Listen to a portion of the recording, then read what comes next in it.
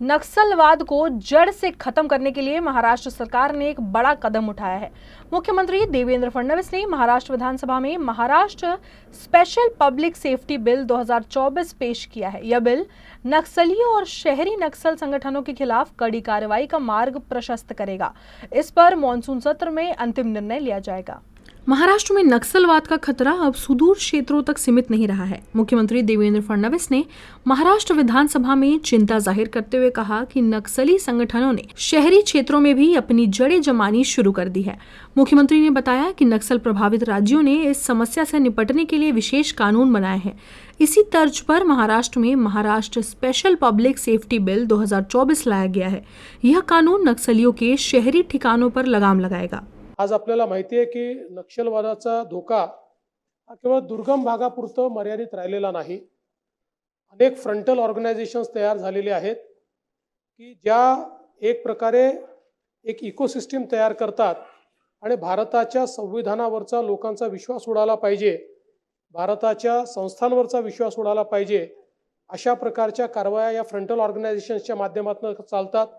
यातला अनेक ऑर्गनायझेशन्स केवळ ज्या नक्षलवाद्यांना अटक केलेली आहे त्यांना सोडवण्याकरता वेगवेगळ्या प्रकारची कामं काय करता येतील या प्रकारचा प्रयत्न करतात। सुरक्षित आश्रयस्थळे देतात, शहरी अड्डे त्या ठिकाणी तयार करतात आणि म्हणूनच छत्तीसगड राज्याने, तेलंगणा राज्याने, आंध्र प्रदेश राज्याने आणि ओडिशा राज्याने जे नक्षल अफेक्टेड राज्य आहेत त्यांनी अशा प्रकारचा कायदा तयार केला आहे।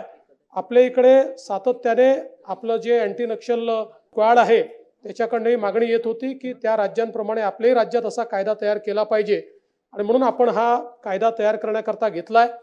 Maharashtra special public safety bill 2024 के तहत नक्सल संगठनों के शहरी ठिकानों पर कार्रवाई, गिरफ्तार नक्सलियों को छुड़ाने वाले संगठनों पर शिकंजा, राज्य की एंटी नक्सल स्क्वाड की सिफारिश पर कानून लागू। हालांकि इस कानून को लेकर कुछ लोगों के मन में सवाल हैं। इन्हीं चिंताओं को ध्यान में रखते हुए सरकार ने इसे सिलेक्टेड कमेटी को भेजने का फैसला किया है ताकि मॉनसून सत्र में इसे विस्तृत चर्चा के बाद पारित किया जा सके। अध्यक्ष महोदय, आज जरी हा कायदा आम्ही मांडत असलो तरी माझी स्वतःची ही इच्छा आहे की या संदर्भात अनेक लोकांच्या मनामध्ये अनेक शंका आहेत आणि त्यातनं वेगवेगळ्या प्रकारच्या चर्चा या संदर्भात होतात।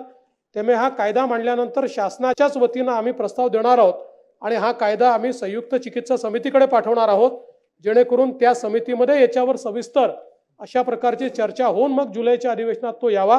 पण मला असं वाटतं महाराष्ट्राकरता अतिशय महत्त्वाचा अशा प्रकारचा कायदा आहे आणि म्हणून तो मांडण्यास मला सभागृहाची अनुमती मिळावी।